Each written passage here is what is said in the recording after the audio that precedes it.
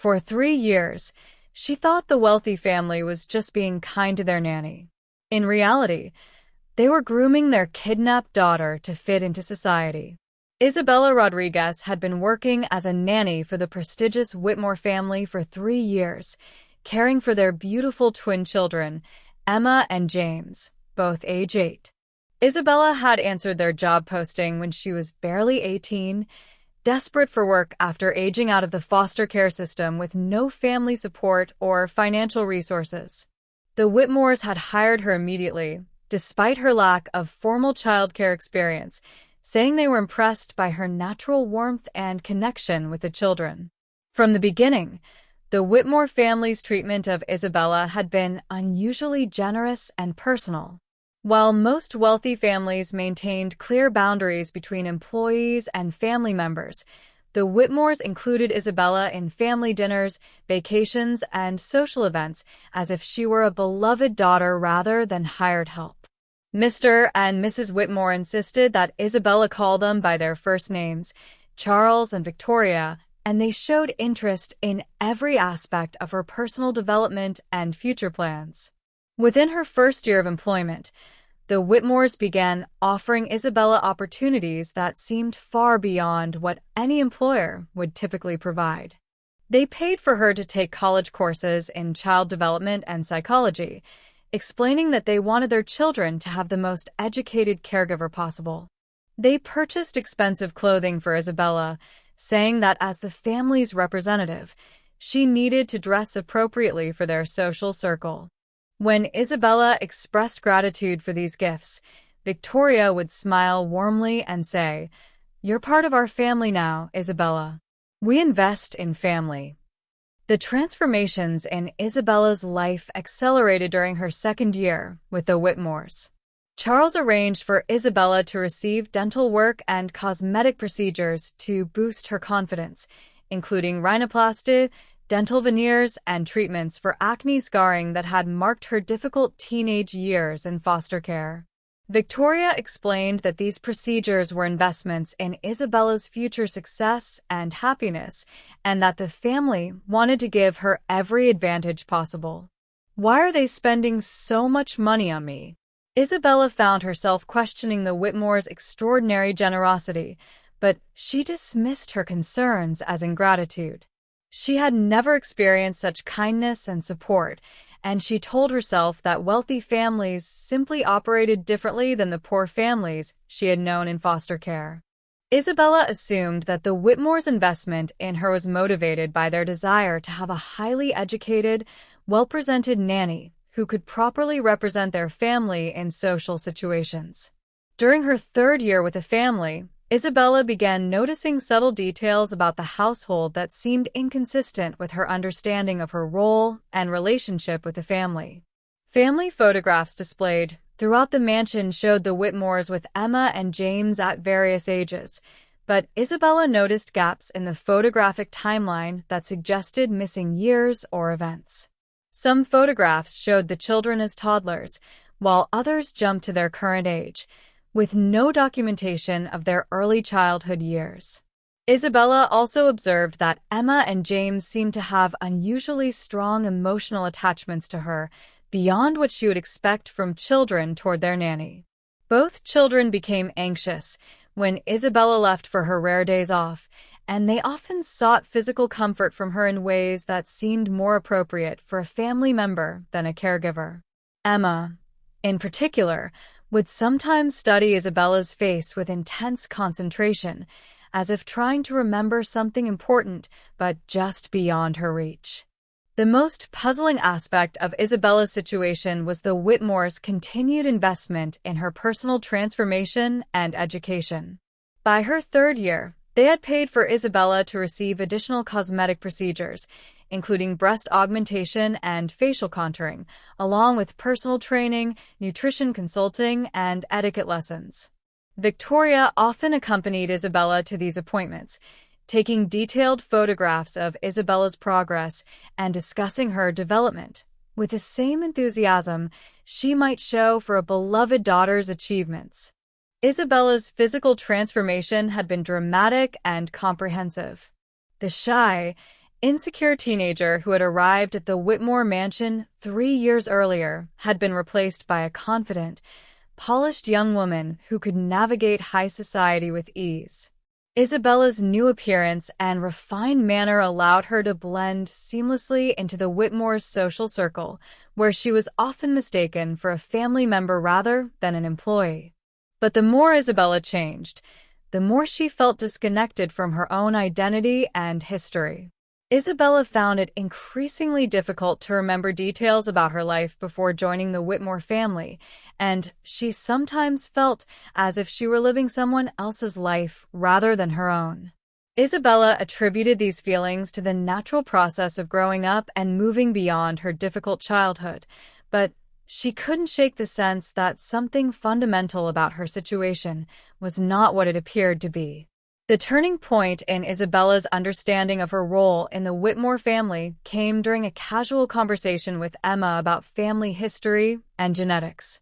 Emma asked Isabella why they had the same eye color and facial structure, noting similarities that she had observed but never questioned.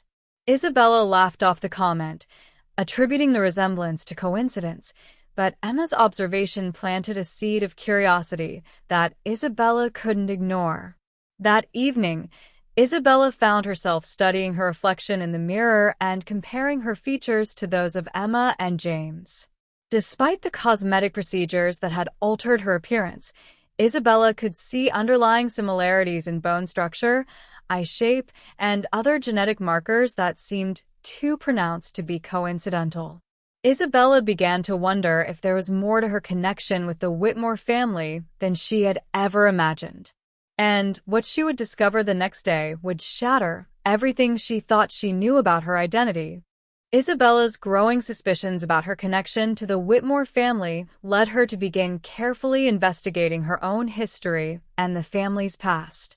She started by examining family photographs more closely, looking for any evidence that might explain the similarities Emma had noticed between them. Hidden in Victoria's private office, Isabella discovered photo albums that contained images she had never seen before, pictures of the Whitmore family from years earlier that seemed to tell a different story than the one Isabella had been told.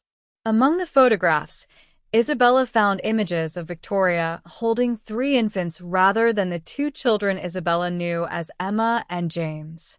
The third baby bore an unmistakable resemblance to Isabella's own baby pictures from her foster care files.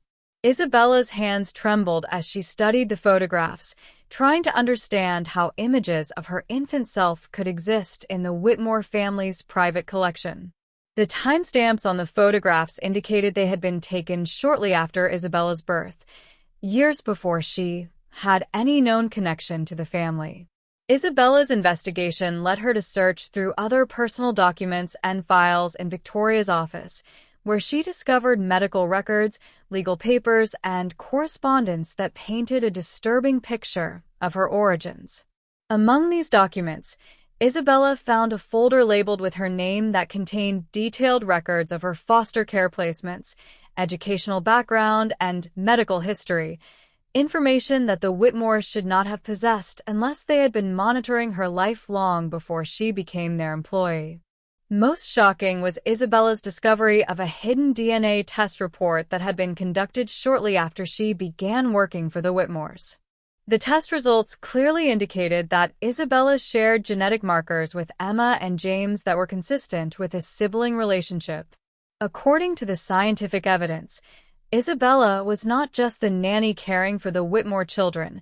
She was their biological sister, separated from them through circumstances that were becoming increasingly unclear and troubling.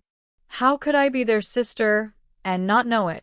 Isabella's mind raced as she tried to piece together the implications of what she had discovered.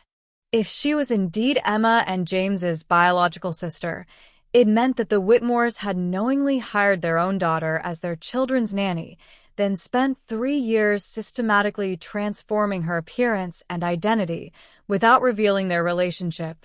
Isabella couldn't understand whether this represented an elaborate form of family reunion or something far more sinister and manipulative. Further investigation revealed evidence that the Whitmores had been involved in Isabella's placement in foster care as an infant. Legal documents suggested that Isabella had been removed from the family during a period of financial and legal difficulties, then placed in the system while Emma and James remained with their parents. The paperwork indicated that Isabella's separation from her siblings had been intended as a temporary arrangement, but years had passed without any attempt at reunification until Isabella had unknowingly returned to work for her own family. Isabella discovered that her employment with the Whitmores had not been the coincidence she had believed it to be. Documents showed that the family had been monitoring Isabella's progress through foster care and had specifically recruited her to work for them when she aged out of the system. The job posting Isabella had responded to had been carefully crafted to attract her specific background and needs, ensuring that she would accept the position without questioning the family's unusual interest in her welfare. The medical records Isabella found revealed the full extent of the Whitmore's plan for her transformation. Every cosmetic procedure, educational opportunity, and social enhancement Isabella had received had been part of a systematic effort to prepare her for reintegration into the family's wealthy social circle. The Whitmores had essentially been grooming Isabella to become the daughter they wanted her to be, erasing traces of her impoverished background and creating a new identity that would allow her to fit seamlessly into their privileged world. In one of the found photos, a baby in pink pajama smiles, held by the same hands that later signed her foster papers. Isabella felt a mixture of horror and gratitude as she processed what she had learned. On one hand, the Whitmores had deceived her about the most fundamental aspects of her identity and family relationships, manipulating her for 3 years while she unknowingly cared for her own siblings. On the other hand, they had provided her with opportunities, medical care, and social advantages that had transformed her life in ways she could never have achieved on her own. The emotional weight of caring for Emma and James while being unaware of their sibling relationship added another layer of complexity to Isabella's situation. Isabella realized that her strong emotional connection to the children had been based on genuine family bonds that she had been unable to recognize or understand. Emma and James's unusual attachment to Isabella now made perfect sense. They had been responding to their natural sibling connection, even though none of them had been aware of their relationship. Isabella struggled with the question of whether to confront the Whitmores about her discovery or continue living the life they had created for her while she decided how to proceed. Isabella understood that revealing her knowledge would fundamentally change her relationship with the family and potentially endanger the security and opportunities she had gained through their investment in her transformation. Isabella also worried about the impact that family upheaval might have on Emma and James, who had known her only as their nanny and had no awareness of their sibling relationship. As Isabella prepared to make the most important decision of her life, she realized that she faced a choice between exposing the truth about her identity and accepting the new life the Whitmores had created for her. Either path would require Isabella to sacrifice something precious, either the security and opportunities she had gained, or the right to live authentically as herself rather than the person the Whitmores had molded her to become. But what Isabella would discover about why they took her would be even more devastating than she imagined. Isabella's decision to confront the Whitmores came the next morning when she found Charles and Victoria having breakfast on their private terrace. Instead of beginning her usual routine with Emma and James, Isabella approached them with the DNA test results in her hand and asked quietly, "Why didn't you tell me I was your daughter?" The moment the words left her mouth, Victoria began crying while Charles stood up slowly, his face showing relief mixed with apprehension about what Isabella had discovered and how she might react. "Isabella, we've been waiting for this conversation for 3 years," Victoria said through her tears. "We didn't know how to tell you the truth without destroying the progress you'd made or causing you to run away from us again." Charles added, "We lost you once when you were just a baby, and we couldn't bear the thought of losing you again by revealing everything too quickly." We wanted you to feel secure and loved before you learned about your past. The Whitmores explained that Isabella had indeed been separated from her siblings as an infant, but not through foster care placement, as Isabella had believed. Instead, Isabella had been kidnapped from the family when she was just 6 months old by Victoria's mentally ill sister, who had been unable to have children of her own and had become obsessed with borrowing one of Victoria's babies. Isabella had been raised by her aunt for several years under a false identity before Child Protective Services had discovered the situation and placed Isabella in foster care, where her true identity had been lost in bureaucratic confusion. Charles revealed that the family had spent years and enormous financial resources trying to locate Isabella, hiring private investigators, and working with law enforcement agencies to track down their missing daughter. When they finally found Isabella aging out of foster care, they had been devastated to learn about the difficult experiences she had endured and the ways that poverty and instability had affected her physical and emotional development. The Whitmores had felt responsible for Isabella's suffering and had been determined to provide her with everything she had been denied during their separation. We wanted to give you time to heal and grow strong before we told you who you really were, Victoria explained. We could see how much you had been hurt by abandonment and rejection, and we didn't want you to feel like we were trying to claim you just because of biology. We wanted you to choose to be part of our family because you felt loved and valued, not because you felt obligated or trapped. The cosmetic procedures and social transformation Isabella had undergone had been motivated by the Whitmore's desire to erase the physical evidence of Isabella's difficult years and help her build confidence and self-esteem. Charles admitted that they had perhaps been too aggressive in their efforts to help Isabella overcome her painful past, but they had believed that giving her every possible advantage would help her heal from the trauma of separation and abandonment. Victoria revealed that Emma and James had been told that they had a sister who had been lost when they were babies, and that the family had always hoped to find her someday. The children had been unconsciously drawn to Isabella because of their natural sibling bond, but they had been too young when separated to retain clear memories of their relationship. The Whitmores had planned to reveal Isabella's identity to all 3 children simultaneously, once Isabella had fully recovered from her difficult experiences and felt secure in her place within the family. Isabella felt overwhelmed by the complexity of emotions stirred up by these revelations. She was grateful for the love and opportunities the Whitmores had provided, but she was also angry about the deception and manipulation involved in their approach.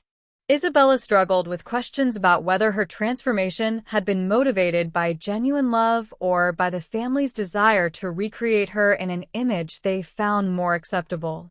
The confrontation with her parents forced Isabella to examine her own feelings about the life she had been living for 3 years. Isabella realized that while she appreciated the security and opportunities she had gained, she also missed aspects of her authentic self that had been lost during her transformation.